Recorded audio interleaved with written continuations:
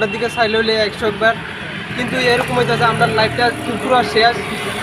একটা process complete করতে যদি 3-4 বছর লাগে তাহলে এটা তো ইম্পসিবল। কি করে খাবো? কি করে খাবো? তো একটা বেকার লাইফ আছে, আমরা যদি ঘরে বসে থাকি আমরা জীবন কি চলবো? মা বাবার জীবন চলবো তো না, কিছু একটা তো প্রসেস দেখাইতে পার যে আমরা একটা কিছু করে খাওয়ানোর লেগে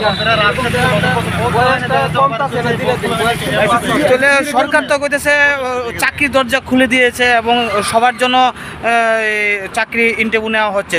তো আজকে এতদিন ধরে আটকে আছে, এই বিষয়টা তোমরা কিভাবে দেখতেছো? এতদিন ধরে আটকে রয়েছে, এটা ঠিক আছে, আমরাও মানতেছি, কিন্তু যে প্রসেসটা চলতেছে এত ডিলে চলতেছে, মানে আমরা একটা বেকার বলা পাই না। আমরা মাথার মধ্যে অনেক প্রেশার আছে, ফ্যামিলির প্রেশার আছে, বা অনেক আমরা আর্থিক দিক দিয়ে প্রেশার আছে। আমরা তো এটা চিন্তা করতে হইব, তো সরকার ওইটা চিন্তা করতে হইব, আমরা কিছু একটা করে খাবো। তাহলে সরকারের কাজের সাথে কি কথার মিল আসেনি? না, কাজের সাথে তো কোনোটাই মিল নাই। তাহলে একটা প্রসেস কমপ্লিট হইতো, কাজের সাথে যদি মিল থাকতো তাহলে একটা 1 বছরে কমপ্লিট করতে পারতো, কিন্তু 1 বছরে না করে ছেলেরা তারা 4-5 বছর লাগাইতেছে। তারা চাইতেছে যে ভোট আয়োগ, ভোটের আগে যে আমরা একটা লিস্ট ফাটামু বা নোটিফিকেশন দেবো, আমরা ভোটটি আদায় করুম, এরকম সিস্টেম তারা চলতেছে, ঠিক আছে?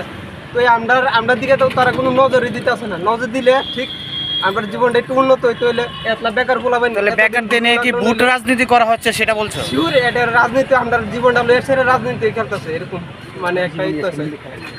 আর আমরা লাইফ তো সিনেমিনি খেলতেছে, এটা তো কোন সরকার? বিজেপি সরকার, বর্তমান সরকার।